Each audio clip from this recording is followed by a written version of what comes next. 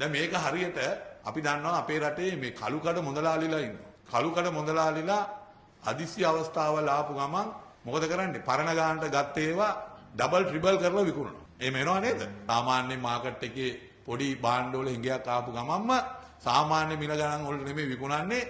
ඒකේ දෙගුණ තුන්ගණය කරලා විකුණනවා. දැන් මේ ආණ්ඩුවත් කළුකඩ මොදලාලිලා වගේ තමයි. වගේ නෙමෙයි ඒගොල්ලෝ තමයි. පරණ ස්ටොක් එක අරගෙන පරණ ගානට අරගෙන වැඩි කරලා විකුණනවා. ඒක තමයි කළුකඩ මොදලාලිලාගේ න්‍යාය. දැන් ඒ න්‍යාය තමයි අනුර කුමාර දිසානායකලා මේ ගෙනියන්නේ. කළුකඩ මොදලාලිලාගේ තියරි එක. පරණ ගණන් වලට අරගෙන අඩු ගණන් වලට අරගෙන ඒවට තව බදු දාලා ඒවා අපිට විකුණනවා. ඕක තමයි අර මේ රටේ භාණ්ඩ හිඟයක් ආපු ගමන්ම මිල දෙගුණ තුන්ගණය කරලා විකුණනවා. ඉතින් ඒකයි මේ ආණ්ඩුවයි අතර මොකක්ද තියෙන වෙනස? දැන් අපිට පේනවා තමයි යුද්ධය වෙන්නලත් බදු ගන්න.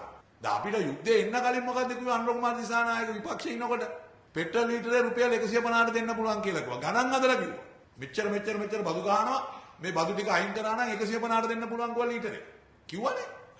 කිව්වේ නැහැ කියලා කියන්න බෑනේ. දැන් මොකද කරන්නේ? දැන් බලයවත් ගත්තාට පස්සේ පෙට්‍රල් අඩු කරේ නැහැ. පෙට්‍රල් ලීටරේ ඒ 300 ගානට දෙනකොටම මේ පෞගිය මාස 4 5 6 වෙනකොට ලෝක වෙළඳපොලේ පෙට්‍රල් වල මිල ඩොලර් 60කට වගේ අඩු වුණා. බැරල් එක. දැන් මේ මෑතක් වෙනතුරුම ඩොලර් 70 ගණන් වලට ගියේ බැරල් එක. දැන් අපි දැක්ක වැඩි වෙලා දැන් ආයෙ අඩු වෙලා තියෙනවා. එතකොට දැන් ඒ අඩුවීමේ වෙලත් ආණ්ඩුව අයින් කරගන්නේ නැහැ. ඒක අපිට පේනවා දැන් මේ යුද්ධය තුලින් ඒ කියන්නේ යුද්ධයක් ඇවිල්ලා මිනිස්සු මිරිකලා ඉන්නේ. මේ යුද්ධය ආපු ගමන්ම අපි දැක්කා විශාල පීඩනයක් අපේ රටේ ජනතාවටත් එල්ල වුණා ආර්ථික වශයෙන්. ඒතකොට ඒ පීඩනය තිබිද්දී ආණ්ඩුව ඇවිල්ලා අර කළුකඩ මොදලාලිලා වගේ තව පීඩනයක් දාලා යුද්ධයේ අරහත් මිනිස්සුන්ව හුරගෙන කරනවා. දැන් ඒගොල්ලෝන්ගේ අර ඉන්න අර හිචි අබේ කියනවා වැඩි කරේ ඒගොල්ලෝ නෙමෙයි ආණ්ඩුව නෙමෙයි කොම්පැනි කිය. සිපෝට් කේක තියෙන කාගේ යටතේද දන්නේ නැහැ. හරිද?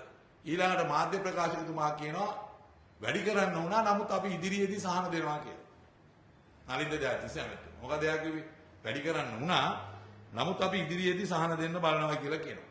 මේක හරියට අර ලෙඩාව අසනීප වෙලා ස්පිතාලෙට ගිහලා දැම්මම මිනි පෙට්ටි කාර්යයට ඇඩ්වාන්ස් එකක් දෙනවා වගේ කතාවක් තමයි එයා කියන්නේ. ජනාධිපතිතුමා මොකද කියන්නේ? ජනාධිපතිතුමා කියනවා ඉඳගෙන වැඩි කිරීම යථාර්ථයක් කියලා කියනවා. දැන් තමයි ජනාධිපතිතුමාට යථාර්ථයල් ඔක්කොම පෙනිලා තියෙන්නේ. හරිද?